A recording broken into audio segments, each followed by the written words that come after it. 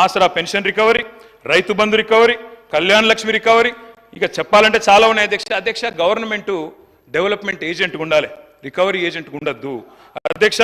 పోయి అది కూడా పేదవాళ్ళ మీద ప్రతాపం చూపెట్టడం అయితే మంచిది కాదు అధ్యక్ష.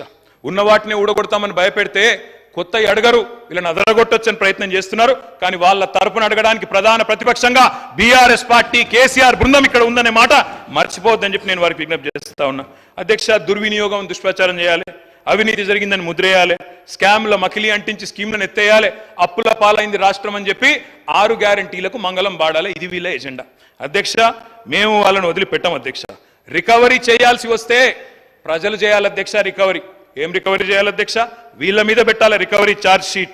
2 లక్షల తులాల బంగారం బాకీ ఉన్నారు మీరు.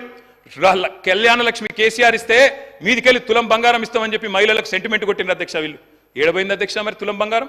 మొన్న మా విప్ గారు సిరిసిల్లకు వచ్చి బ్రహ్మాండంగా కళ్యాణ లక్ష్మి చెక్కులు ఇచ్చినారు అధ్యక్ష. కేసీఆర్ గారి టైంలో ఇచ్చిన 1,116 తప్ప మరి తులం బంగారం విప్ గారికి దొరకలేదా? గవర్నమెంట్కి దొరకలేదా? బంగారం షాపులు బంద్ అయినాయా రాష్ట్రంలో? లేకపోతే గోల్డ్ రిజర్వులు తగ్గినాయా భారతదేశంలో? వాళ్ళే చెప్పాలి అధ్యక్ష. చేయూత అధ్యక్ష, మా పేదలు ఎవరైతే వృద్ధులు ఉన్నారో, వితంతువులు ఉన్నారో, ఒంటరి మహిళలు ఉన్నారో వాళ్ళు పెట్టాలా వీళ్ళ మీద రికవరీ అధ్యక్ష. మాట తప్పినందుకు గత 8 నెలలుగా 2,000 నుంచి 4,000 చేయనందుకు అప్పుడు వాళ్ళు పెట్టాలా రికవరీ మీ మీద. మహాలక్ష్మి మా ఆడబిడ్డలు 1,68,00,000 మంది ఎదురు చూస్తా ఉన్నారు. 18 ఏళ్ల పైబడ్డ ఆడబిడ్డలు నెలకు 2,500 ఇస్తామని చెప్పిన మాట వారందరూ ఎదురు చూస్తున్నారు. వాళ్ళు పెట్టాలా 8 నెలల రికవరీ మీ మీద అధ్యక్ష. మేము ఉత్తగానే ఆరోపణలు చేస్తలేం అధ్యక్ష. మీకు ఒక విషయం చూపెట్టాలా. ఇది గౌరవనీయులు భారత ప్రతిపక్ష నాయకులు రాహుల్ గాంధీ గారి ట్వీట్ అధ్యక్ష. వారు ఆనాడు ఎన్నికల సందర్భంగా అశోక్ నగర్కు వచ్చారు. వచ్చి వారు చెప్పారు అధ్యక్ష, ఇది వారి ట్వీట్, నేనేమి కల్పించట్లేదు, నేనేం చెప్పట్లేదు అధ్యక్ష. వారు 2 విషయాలు చెప్పారు. ఒకటేమో జాబ్ క్యాలెండర్ మొదటి సంవత్సరంలోనే 2 లక్షల ఉద్యోగాలు, ఇది రాహుల్ గాంధీ గ్యారంటీ అని చెప్పి ఒక ట్వీట్ తెలుగులో చేశారు. మనకు అర్థం కాదనుకొని తెలుగులో చేసినారు అధ్యక్ష.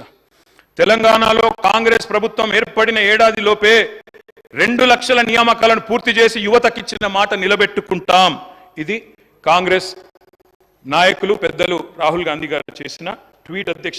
యువతకిచ్చిన నేను వారికి పంపిస్తా ఉన్నాను తమరి ద్వారా అధ్యక్ష. నేను అడుగుతా ఉన్నాను అధ్యక్ష, నిజంగా కూడా రాహుల్ గాంధీ గారు ట్వీట్ చూసిన తర్వాత, వీళ్ళ నిర్వాహకం చూసిన తర్వాత, ఆ జోసెఫ్ గోబెల్స్ అని ఒక ఆయన ఉంటుండేన అధ్యక్ష, ఎవరు ఆ జర్మనీలో, ఆయన గిన్న బతికుంటే అధ్యక్ష, ఎవరు వీళ్ళు ఇంత టాలెంటెడ్గా ఉన్నారు, వీళ్ళ దగ్గర ట్యూషన్ నేర్చుకుంటాను పోతున్నారేమో సార్ వీళ్ళ దగ్గరికి.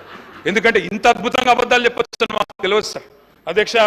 30,000 ఉద్యోగాలు ఇచ్చినామని చెప్పి బడ్జెట్ స్పీచ్లో చెప్పారు అధ్యక్ష.